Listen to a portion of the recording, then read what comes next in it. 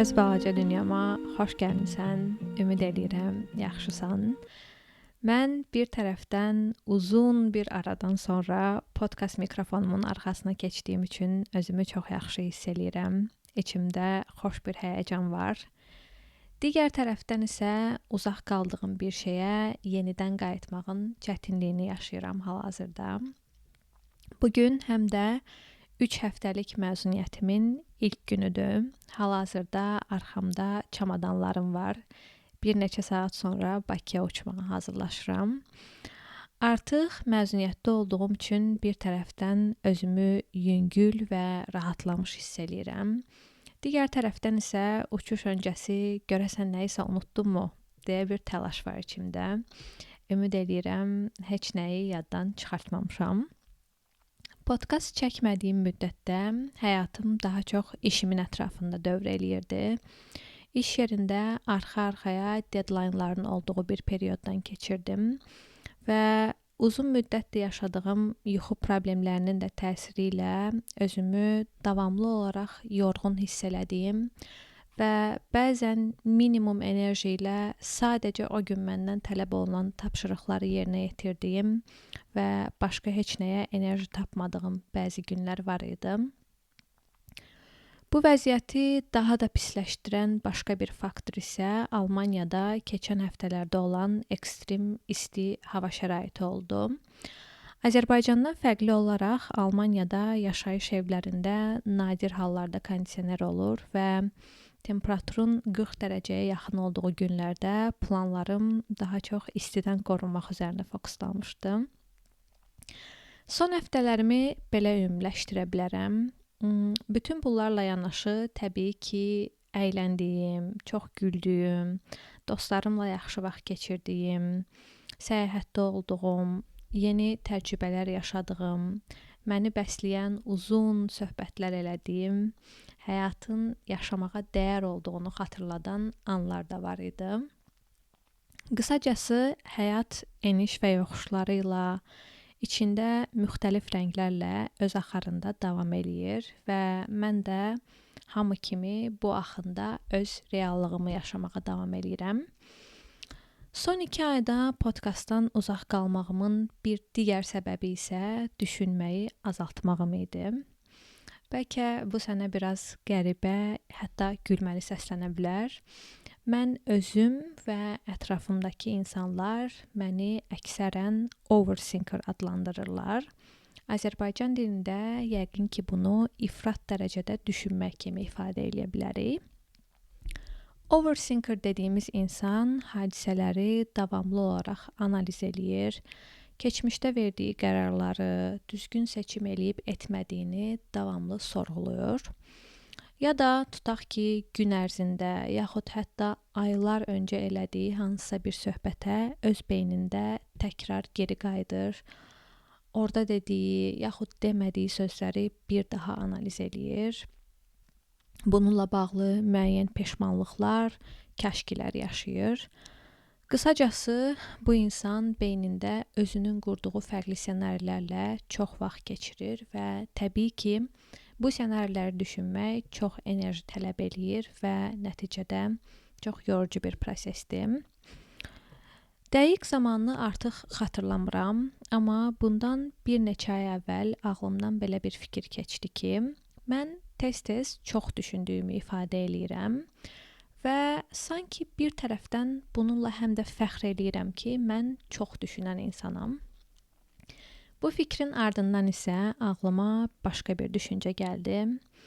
Düşündüm ki, Leyla, ola bilər ki, sən çox düşünürsən, amma düşünmək və reflekt eləmək eyni şeylər deyil. Bəlkə sənin çox düşünürəm deyəndə nəzərdə tutduğun düşüncə prosesi əslində keyfiyyətli bir proses deyil və həmin düşüncələr əslində sadəcə ruminasiyadan da ibarət ola bilər. Ruminasiya mənim terapiyada tanış olduğum və sonradan həyatımda faydasını gördüyüm anlayışlardan biridir. Nədir bu ruminasiya? Ruminasiya, qısaca desək, eyni neqativ düşüncələri beynimizdə təkrar-təkrar fırlatmaqdır. Əslində, bayaq overthinking üzərinə verdiyim nümunələr həm də ruminasiya üçün keçərlidir. Təsəvvür eləyin ki, siz bir iş müsahibəsinə qatılırsınız və bu müsahibədən rədd cavabı alırsınız. Sonra başlayırsınız günlərlə həmin müsahibə haqqında düşünməyə. Beyninizdə həmin müsahibəni təzədən canlandırırsınız, oradakı cavablarınızı bir-bir analiz edirsiniz. Düşünürsünüz ki, görəsən tam olaraq hansı cavabınız sizin bu müsahibədən kəsilməyinizə, belə deyək, səbəb oldu. Filan suala elə yox belə cavab versəz, görəsən siz həmin işə qəbul olardınızmı? Və nəticədə siz bu görəsənlər və ehtimallar dənizi içində itib batırsınız. Bir addım da dərinə getsək, başlayırsınız öz dəyərinizi sorğulamağa. Əslində, realist olaraq baxsaq, görərik ki, bir vakansiyaya 100 nəfər müraciət eləyə bilər və sonda adətən 1 nəfər işə qəbul olur və nəticədə digər 99 nəfər rədd cavabı alır. Və biz daha çox vakansiyaya müraciət elədikcə, həm bir tərəfdən həmin işə qəbul olan insan olmaq şansımızı artırırıq, amma eyni zamanda da təbii olaraq digər 99 nəfərin içində olmaq ehtimalımız da qaçınılmaz olur. Bu ruminasiya döngüsünün içində olan insan məncə reallıqla da biraz bağını qopardır və özünə gerçək olmayan hekayələr danışmağa başlayır. Ruminasiyaya başqa bir nümunə verəcək olsam, tutaq ki, siz Almaniyada bir universitetə müraciət edirsiniz və həmin universitetdən rədd cavabı alırsınız. Və təsəvvür eləyin ki, siz növbəti 1 il ərzində davamlı olaraq Almaniyaya köçsəydiniz həyatınızın nə qədər möhtəşəm ola biləcəyini və sırf Azərbaycanda qalmağa davam elədiyiniz üçün həyatınızın yolunda getmədiyini və bədbəxt olduğunuzu düşünürsünüz və bu düşüncə sizdə artıq bir obsessiyaya çevrilir. Burada biz yenə reallıqdan uzaqlaşırıq, yaxud belə deyək, reallığı təhrif eləmiş oluruq. Təbii ki, Almaniyada yaşamağın sizin həyatınıza çoxlu müsbət qatqıları ola bilərdi. Amma bunu da nəzərə almaq lazımdır ki, xarici bir ölkədə yaşamağın həm də çoxlu çətinlikləri var və Almaniyada hər şey, necə deyərlər, güllük gülistanlıq deyil. Lakin biz bu bəhs elədiyim neqativ düşüncə döngülərinin içində olanda adətən hadisələrə bir tərəfli baxırıq və məsələnin digər aspektlərini gözdən qaçırırıq. Çox düşünməklə bağlı fərqinə vardığım bir digər məqam bəzən müəyyən düşüncələri sadəcə vərdiş halına çevirdikləri üçün düşünməyimizdir. Bir dəfə terapiyada psixoloquma gün ərzində elədiyimiz şeylərin bəzən şüurlu bir seçim yaxud istək yox, sadəcə bir vərdiş olmasından danışırdım. Məsələn, mən səhər oyanıb işə getmək üçün hazırlaşanda adətən arxa fonda musiqiyə qulaq asıram və bir nöqtədə fərqinə vardım ki, əslində mən bəzən o an heç musiqi dinləmək istəmirəm və elə anlar olur ki, musiqi beynimi yorur və mən əslində həmin anda sadəcə sakitlik istəyirəm.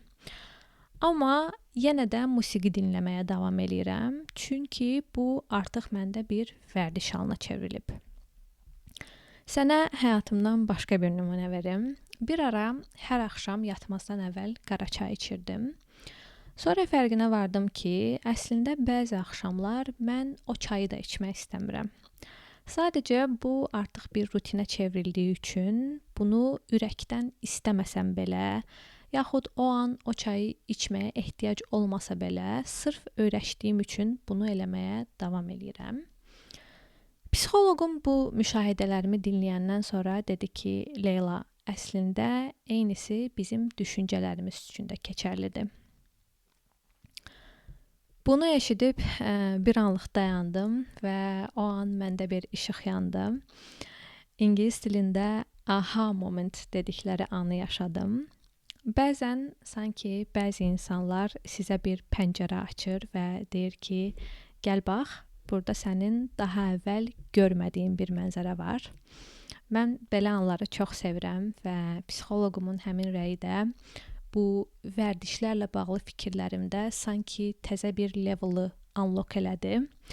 Kompüter oyunlarında unlock olunan, açılan növbəti səviyyələr kimi biz bəzi düşüncələri düşünməyə o qədər öyrəşirik ki, bəzən beynimiz boş qalan kimi həmin düşüncələrə qayıdır. Halbuki bəzən o düşüncələr artıq çox köhnəlib, əhəmiyyətini itirib və bizə heç bir fayda vermir. Sadəcə beynimiz öyrəşdiyi və ona tanış olan şeyləri təkrarlamağa meyllidir və eynisi bizim düşüncələrimiz üçün də keçərlidir. Ruminasiya ilə bağlı danışdığımız seansların birində psixoloqumun qeyd elədiyi və mənim bu mövzudakı baxış bucağımı genişləndirən başqa bir məqamı da səninlə bölüşmək istəyirəm. Həmin məqam mütləq həqiqəti tapmaq illüziyasıdır. Psixoloqum bunu belə izah eləmişdi ki, bəzən insanda belə bir yanılğı olur ki, sanki bir mövzunu yetərincə çox düşünsə, yaxud analiz eləsə, sonda mütləq həqiqətin nə olduğunu tapa biləcək. Belə bir nümunə verim. Tutaq ki, siz romantik münasibətinizi bitirmisiniz, bir ayrılıq yaşamısınız və ayrılıq sonrasında indi siz dayanmadan düşünürsünüz ki, görəsən siz və eks-partneriniz bu münasibətdə nələri fərqli etsəydi, siz hələ də həmin münasibətdə olardınız. Və bayaq dediyim yanılğı yaxud illüziya burada işin içinə girir. Sizdə elə bir təəssürat yarana bilər ki, siz günlərlə yaxud aylarla oturub bu keçmiş münasibətin bütün tərəflərini ətraflı bir şəkildə analiz eləsəz, sonda siz axtardığınız cavabı tapacaqsınız və başa düşəcəksiniz ki, bu münasibətin dırnaq içində uğurlu olması üçün iki tərəf də nələr eləməli idi, yaxud nələri eləməyib. Pis xəbər odur ki, həyat ağ və qaradan ibarət deyil. Mən bəzən çox istəyirəm ki, sadəcə ağ və qaradan ibarət olsun. Bütün cavablar mənə çox aydın şəkildə görünsün və həyatda interpretasiyaya ümumiyyətlə yer qalmasın. Amma reallıq odur ki, həyat və insanlar dəyişkəndir, dinamikdir, gözlənilməzdir və bəzən kimin nə edəcəyini, həyatın bizə nə gətirəcəyini heç cür təxmin eləmək olmur. Bir il əvvəl çox inanaraq müdafiə elədiyim bir fikir yaxud bir ideologiya bugün artıq mənə mənasız gələ bilər. Çünki ola bilər ki, bu keçən bir il ərzində mən fərqli təcrübələr yaşamışam, fərqli fikirlərə məruz qalmışam və düşüncələrimə belə deyək bir update gəlib. Bugün görüşməyi təklif eləsə, həvəslə yanına gedəcəyim bir dostumla sabah görüşmək istəməyə bilərəm. Çünki ola bilər ki, sosial batareyam artıq tamamilə ölüb və biraz özümlə tək qalmağa və enerji yığmağa ehtiyacım var. Bir həftə əvvəl edilsə, gülüb keçəcəyim bir zarafat bu həftə menstruasiyama az qaldığı üçün və özümü daha gərgin hiss elədiyim üçün xətrimə dəyə bilər. Bununla bağlı yəqin ki, sonsuz nümunə qeyd eləmək olar, amma demək istədiyim odur ki, biz çox dəyişkən varlıqlarıq, ruh halımız tez-tez dəyişir və hər şeyin tam olaraq niyə baş verdiyini, yaxud qarşımızdakı insanın həmin anda niyə məhz o reaksiyanı verdiyini anlamağa çalışmaq və bunu saatlarla düşünüb beynimizdə analiz eləmək bizim bir nöqtədə sonsuz bir ehtimallar dənizində batmağımıza səbəb ola bilər. Buna alternativ olaraq, məsələn, əgər müəyyən bir davranış bizi narahat edirsə, onu beynimizdə uzun-uzun düşünmək yerinə uyğun bir vaxt tapıb bunu qarşı tərəfə ifadə edə bilərik və qarşı tərəfin reaksiyası əsasında daha sonra hansı addımı atacağımıza, yaxud hansı addımı atmaq istədiyimizə qərar verə bilərik. Daha əvvəldə reflect eləmə ifadəsini qeyd eləmişdim. Ruminasiya etmək üzərinə danışdıqdan sonra bu iki ifadəni yaxud prosesi necə fərqləndirə biləcəyimizdən də biraz danışmaq istəyirəm. Məncə ruminasiya daha kör-köranə baş verən, düşüncələrimizi kontrol eləmək yerinə düşüncələrimizin bizi ələ keçirdiyi, içində itib batdığımız, bizə clarity yaxud zehni aydınlıq gətirməyən və nəticədə əksərən bizə fayda verməyən bir düşüncə prosesidir. Reflect eləmə ifadəsini Azərbaycan dilinə çox vaxt düşünmək kimi tərcümə eləyirlər, amma məncə bu tərcümə reflect sözünün mənasını tam ifadə eləmir. Ruminasiya eləyərkən neqativ düşüncələr kör-köranə təkrar eləyir və dediyim kimi bizi ələ keçirə bilir. Reflect eləməkdə isə bir niyyət və adətən bir başlanğıc və son var. Məsələn, bayaqki iş müsahibəsi ilə bağlı verdiyim nümunədə siz ruminasiya eləyərək həmin müsahibəni, niyə rədd cavabı aldığınızı günlərlə beyninizdə eyni formada fırlada bilərsiniz. Reflect eləmək isə daha çox bu mövzunu şüurlu şəkildə seçib qabağınıza qoymağa, ona məsələn 1 saat vaxt ayırıb biraz daha dərindən düşünməyə, həmin müsahibədə hansı cavablarınızın güclü, hansılarının daha zəif olduğunu, gələn dəfə nələri daha fərqli edə biləcəyinizi analiz eləməyə bənzəyir. 1 saat təbii ki, burada şərti bir zaman anlayışıdır. Mövzudan asılı olaraq bu daha çox, yaxud daha az bir müddətdə ola bilər. Amma burada demək istədiyim odur ki, ruminasiyadan fərqli olaraq refleksiyaya müəyyən bir zaman ayrılır, sonunda bəzən bir nəticəyə gəlinir, yaxud bir dərs çıxarılır, bəzən də heç bir nəticəyə gəlinmir, amma siz o mövzunu yuyub ütü çəkdiyiniz bir paltar kimi qatlayıb şkafa qoyursunuz və ehtiyac olmadıqca onu bir də o şkafdan çıxartmırsınız. Təbii ki, bu o demək deyil ki, siz o mövzunu bir də heç vaxt düşünmürsünüz. Məsələn, ola bilər ki, bir həftə yaxud bir ay sonra ağlınıza bu mövzunun daha əvvəl heç üzərinə düşünmədiyiniz bir tərəfi gəlir və artıq həmin spesifik hissənin üzərinə reflect edirsiniz və bu refleksiya bitəndə paltarı bir daha qatlayıb şkafa qoyursunuz. Ruminasiyada isə fərq odur ki, siz eyni mövzunu eyni şəkildə dəfələrlə düşünürsünüz və sonu olmayan bir döngünün içinə girirsiniz. Bu biraz hər 5 dəqiqədən bir soyuducunuzu açıb ora qoyduğunuz tortdan bir dilim yeməyə bənzəyir. Başda bunun bir ziyanı olmaya bilər, amma eyni tortu dayanmadan təkrar yemək mədəmizin ağrımasına gətirib çıxara bilər və eyni cürdə davamlı təkrar eləyən neqativ düşüncələr bir növ bizim zehnimizi və nəticədə həyatımızı zəhərləyə bilər. Bu epizodda düşünməklə, xüsusilə də ruminasiya ilə bağlı çox danışdım. İndi bəlkə məndən soruşursan ki, Leyla, bəs yaşadığın bu qədər fərqindəlikdən danışdın. Onda sən artıq ruminasiya eləməyi tamamilə dayandırmısan? Təəssüf ki, dayandırmamışam. Keçən epizodda öyrəndiklərimizi unlearn etməyin nə qədər çətin olduğunu qeyd eləmişdim. Bunun overthinking və ruminasiya üçün də keçərli olduğunu düşünürəm. Beyni illərlə ruminasiya etməyə öyrəşmiş bir insan bu davranışı qısa bir müddət ərzində tamamilə dəyişə bilmir. Lakin mənə bu prosesdən xəbərdar olmaq və buna bir ad qoymaq faydalı oldu.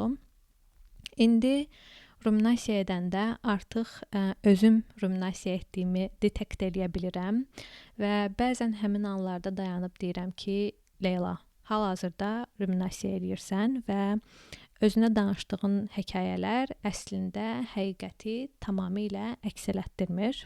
Gəl bunu dayandıraq. Bəzən bu döngüdən çıxmaq o qədər də asan olmur, amma etdiyimiz şeyin və onun bizə verdiyi zərərin fərqində olmağın həll yolunda önəmli bir addım olduğunu düşünürəm. Bu epizod üçün demək istədiklərim bu qədər idi. Bura qədər dinlədiyin üçün sənə təşəkkür eləyirəm. Bəlkə bugün yaxud bu həftə biraz uzaqlaşıb düşüncələrinə kənardan baxa bilərsən, onları izləyə bilərsən. Bəlkə onların içində sənə əziyyət verən, reallığı əks etdirməyən, yaxud artıq son istifadə tarixi çoxdan keçmiş düşüncələr ola bilər. Bu epizodla bağlı fikirlərini mənimlə bölüşmək istəsən, açıqlama hissəsindəki e-mail yaxud Instagram hesabları üzərindən mənimlə əlaqə saxlaya bilərsən. Əgər bu epizodun kiməsə yaxşı gələcəyini düşünürsənsə, onu həmin insanla paylaşsan, çox şad olaram. Son olaraq sənə düşüncələrinin sənə əziyyət vermədiyi, özünü huzurlu və quş kimi azad hiss elədiyin günlər arzu eləyirəm. Özünə yaxşı baxmağa çalış. Günəş kremini də unutma. Gələn epizodda görüşənədək hələlik.